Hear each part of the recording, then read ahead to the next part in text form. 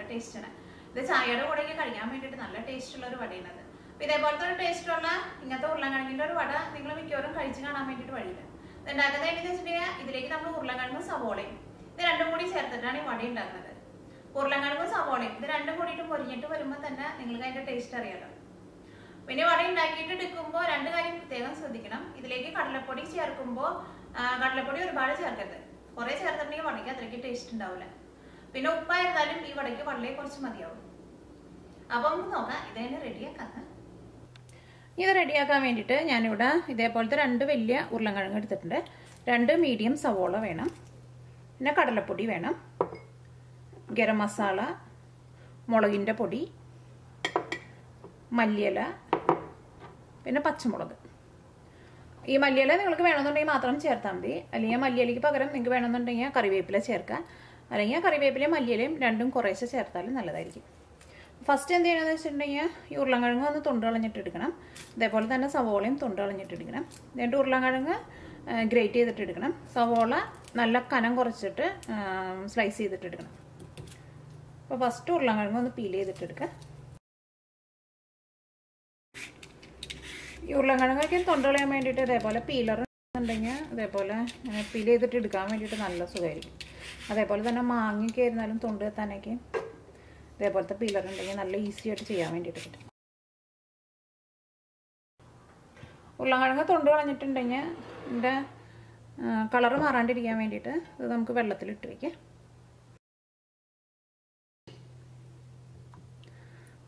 ഇത് വെള്ളത്തിലിട്ടിട്ട് ഇത് നീക്കി വയ്ക്കാം. ഇനി സവോള തൊണ്ട് കളഞ്ഞെടുക്കുക. ഈ സവോള ഇങ്ങനെ തൊണ്ട് കളഞ്ഞിട്ടുണ്ടെങ്കിൽ വെള്ളത്തിലേക്ക് ഞാൻ ഇട്ട് വെക്കേണ്ട ആവശ്യമില്ല. അത് ഞാൻ കഴുകാൻ വേണ്ടിയിട്ട് വെള്ളത്തിലേക്ക് ഇട്ടതാണ്. അങ്ങനെ സവോള വെള്ളത്തിൽ കുറേ നേരം ഇട്ട് വെക്കുകയും ചെയ്യരുത്. ഈ ഉരുളക്കിഴങ്ങ് ഗ്രേറ്റ് ചെയ്തിട്ട് എടുക്കുക. കത്തി കൊണ്ട് ചെറിയ പീസായിട്ട് കട്ട് ചെയ്തിട്ടുണ്ടെങ്കിൽ ശരിയായിട്ട് വരില്ല. ഇതേപോലെ ഇങ്ങനെ ഗ്രേറ്റ് ചെയ്യുന്നതൊക്കെയും നിങ്ങളുടെ അടുത്ത് എല്ലാവരുടെ അടുത്ത് ഉണ്ടാവും. അല്ലെങ്കിൽ നമുക്കിത് കടയിൽ നിന്ന് വാങ്ങാൻ വേണ്ടിയിട്ട് കിട്ടും. അപ്പോൾ ഞാനിവിടെ ഇതേപോലെ ഇങ്ങനെ വലിപ്പമുള്ള ഇവിടെ വെച്ചിട്ടാണ് ഇത് ഗ്രേറ്റ് ചെയ്യുന്നത്. ഇതിങ്ങനെ പല സൈസിലുള്ളത് ഉണ്ടാവുമല്ലോ. ഇതൊക്കെ ഭയങ്കര ചെറുതാണ്. ഇതും ഭയങ്കര ചെറുതാണ്. അപ്പോൾ ഈ വലിയ ഇതിനകത്ത് വെച്ചിട്ടാണ് ഞാൻ ഗ്രേറ്റ് ചെയ്തിട്ട് എടുക്കാൻ വേണ്ടിയിട്ട് പോണത്.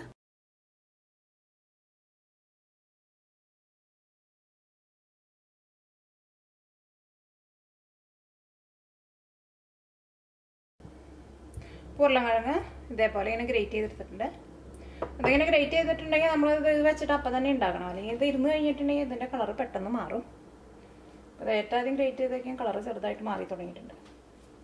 ഇതെന്ത് ചെയ്യണമെന്ന് വെച്ചിട്ടുണ്ടെങ്കിൽ ഇത് കൈ കൊണ്ട് ഇങ്ങനെ നന്നായിട്ട് പിഴിഞ്ഞിട്ട് ഇതിൻ്റെ ഉള്ളിലെ വെള്ളം കളയണം. ഈ ഉരുളക്കിഴങ്ങിൻ്റെ ഉള്ളിൽ അത്യാവശ്യം നന്നായിട്ട് വെള്ളം ഉണ്ടാവും.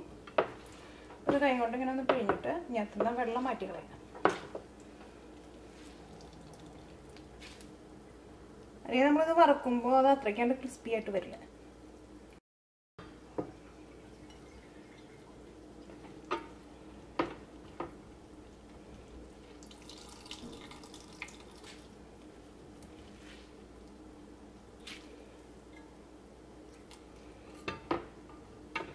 ഇത് നിങ്ങൾ നേരത്തെ കൂട്ടിയിട്ട് ഇതേപോലെ ഇങ്ങനെ ഗ്രേറ്റ് ചെയ്ത് വെക്കരുത്.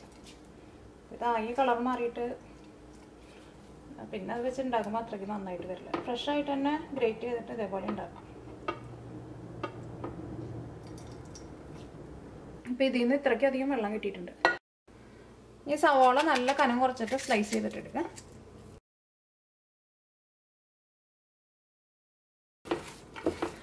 ഇതേപോലെ ഇങ്ങനെ നല്ല കനം കുറച്ചിട്ട് ഇതേപോലെ ഇങ്ങനെ സ്ലൈസ് ചെയ്തെടുത്തിട്ടുണ്ട്. ഇതിലേക്ക് ആവശ്യത്തിന് ഉപ്പ് ചേർക്കാം.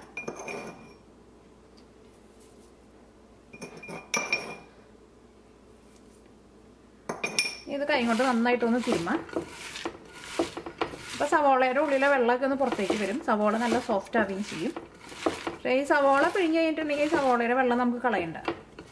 ഇതിലേക്ക് നമ്മൾ കടലപ്പൊടിയും കൂടി ഇടുമ്പോൾ ഈ സവോളയുടെ വെള്ളത്തിൽ ആ കടലപ്പൊടി അങ്ങോട്ട് മിക്സ് ആയിക്കോളും. ഉരുളക്കിഴങ്ങ് മാത്രം പിഴിഞ്ഞ് വെള്ളം കളഞ്ഞാൽ മതി. ഇതിലേക്ക് ഉരുളക്കിഴങ്ങ് ചേർക്കാം.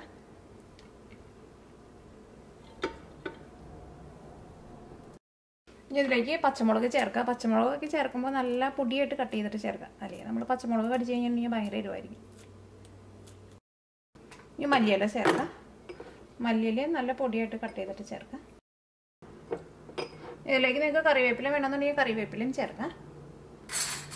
ഈ മുളകിൻ്റെ പൊടി ചേർക്കാം. മുളകിൻ്റെ പൊടി നിങ്ങളുടെ എരിവിനനുസരിച്ചിട്ട് ചേർക്കാം.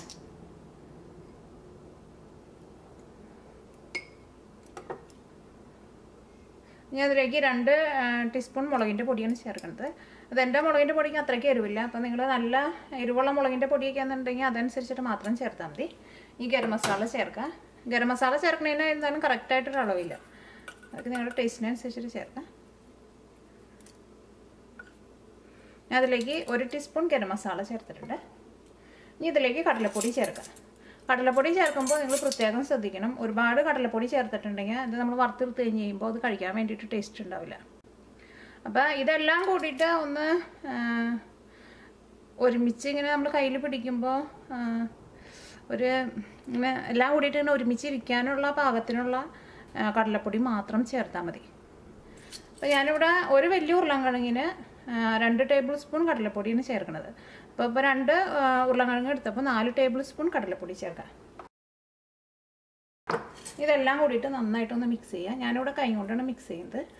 ഞാൻ കഴിഞ്ഞ ദിവസം എൻ്റെ ഏതോ ഒരു വീഡിയോ ഇട്ടിട്ടുണ്ടായിരുന്നു. ഏത് വീഡിയോ ആയിരുന്നു ഞാൻ മറന്നു. അപ്പോൾ അതിനകത്ത് ഒരാൾ എഴുതിയിട്ടുണ്ടായിരുന്നു ഗ്ലൗസ് ഇട്ടിട്ട് കുഴച്ചെടുക്കണമെന്ന് പറഞ്ഞിട്ട്. പക്ഷെ നമ്മൾ വീട്ടിലൊക്കെ ഉണ്ടാക്കുമ്പോൾ നമ്മുടെ വീട്ടിലുള്ളവർക്ക് കഴിക്കാൻ വേണ്ടിയിട്ടല്ല നമ്മൾ ഉണ്ടാക്കുന്നത്. അപ്പോൾ ഗ്ലൗസ് ഒന്നും ഇട്ട് കുഴക്കേണ്ട ഒരു ആവശ്യമുണ്ടെന്ന് എനിക്ക് തോന്നുന്നില്ല. അപ്പോൾ നിങ്ങൾക്ക് ഗ്ലൗസ് ഇട്ട് കുഴയ്ക്കാൻ വീട്ടിലൊക്കെ ഭക്ഷണം ഉണ്ടാക്കുമ്പോൾ അമ്മമാർ അങ്ങനെ ഗ്ലൗസ് ഇട്ട് കുഴക്കാൻ എനിക്കറിയില്ല കേട്ടോ.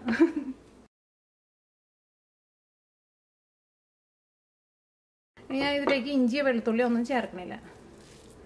അത് ഒരുപാട് മസാലയൊക്കെ ചേർത്തിട്ടുണ്ടെങ്കിൽ അത്രയ്ക്ക് ടേസ്റ്റ് ഉണ്ടാവില്ല. ഇതിലേക്ക് കടലപ്പൊടിയൊക്കെ ആയിരുന്നാലും ഇപ്പോൾ ഒരു കറക്റ്റ് പാകമായിട്ടുണ്ട്. ഒരുപാട് വേണ്ട. അത് നമ്മൾ കയ്യിലെടുത്തിട്ട് ഇതേപോലെ ഒന്ന് ഉരുട്ടി നോക്കാം.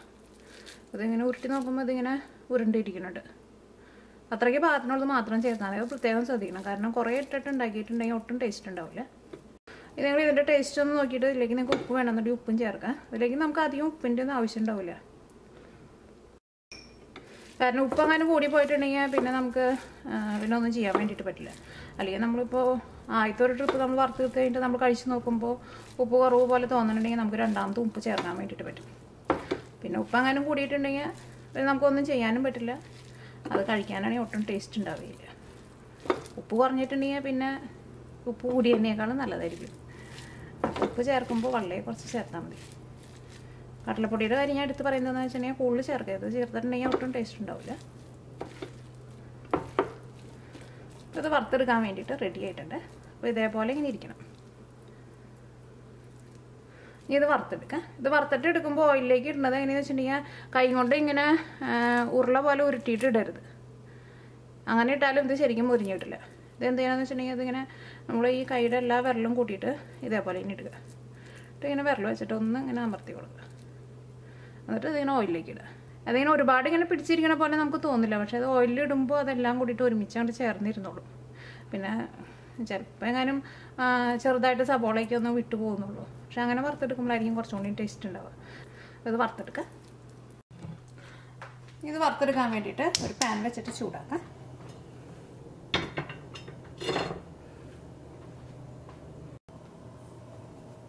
ഇപ്പോൾ പാൻ നന്നായിട്ട് ചൂടായിട്ടുണ്ട്. ഇതിലേക്ക് ആവശ്യത്തിന് ഓയിൽ ഒഴിക്കുക. നിങ്ങൾക്ക് ഇഷ്ടമുള്ള ഓയിലിൽ ഇത് വറുത്തിട്ടെടുക്കുക. ഈ ഓയിൽ നന്നായിട്ട് ചൂടാവണം. ഓയിൽ നന്നായിട്ട് ചൂടായിട്ടുണ്ട്.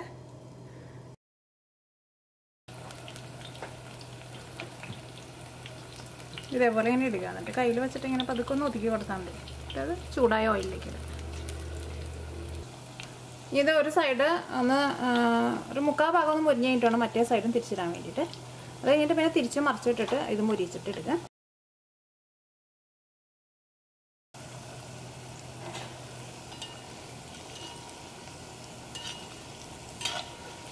ഇത് 2 സൈഡ് ഏതാണ്ട് ഒരു ഇതൊക്കെ മുരിഞ്ഞ് കഴിയുമ്പോൾ പിന്നെ 2 സൈഡും തിരിച്ച് മറിച്ചൊക്കെ ഇട്ടിട്ട് മുരിച്ചിട്ടിടുക. ഇത് 2 സൈഡ് നന്നായിട്ട് മുരിഞ്ഞ് ഇത് നല്ലൊരു ഗോൾഡൻ കളറായിട്ടുണ്ട്. ഇനി ഇത് ഓയിലിൽ നിന്ന് എടുത്ത് മാറ്റാം. ഇതിങ്ങനെ വറുത്തെടുക്കുമ്പോഴായിരുന്നാലും തൊട്ടും ഓയിലൊന്നും കുടിക്കൊന്നുമില്ല.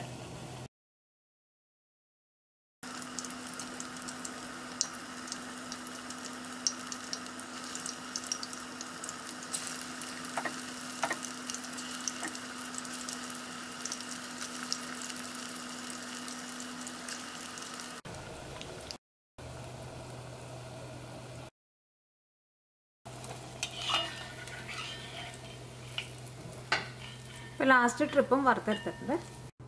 ഇപ്പോൾ ഉരുളൻകിഴങ്ങ് കൊണ്ടുള്ള വട റെഡി ആയിട്ടുണ്ട്. ശരിക്കും ഉണ്ടാക്കിയെടുക്കാനും വലിയ പാടൊന്നുമില്ല. ഇത് കഴിക്കാനാണെങ്കിൽ നല്ല ടേസ്റ്റുണ്ട്. ഇത് നല്ല ക്രിസ്പി ആയിട്ട് ഇരിക്കുകയും ചെയ്യും.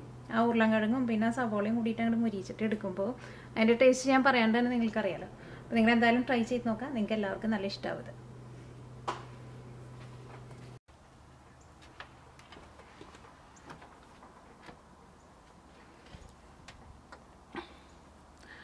ഇന്നലെ രാത്രി ഇവിടെ നല്ല സ്നോ ഉണ്ടായിട്ടാണ്. അപ്പോൾ സ്നോ വീണെടുക്കുന്നുണ്ട്. ഇപ്പോൾ ഇവിടെ രാവിലെയാണ്. അപ്പോൾ സൂര്യൻ ഉദിച്ച് വന്നതായി കാണുന്നത്. കളർ കണ്ട്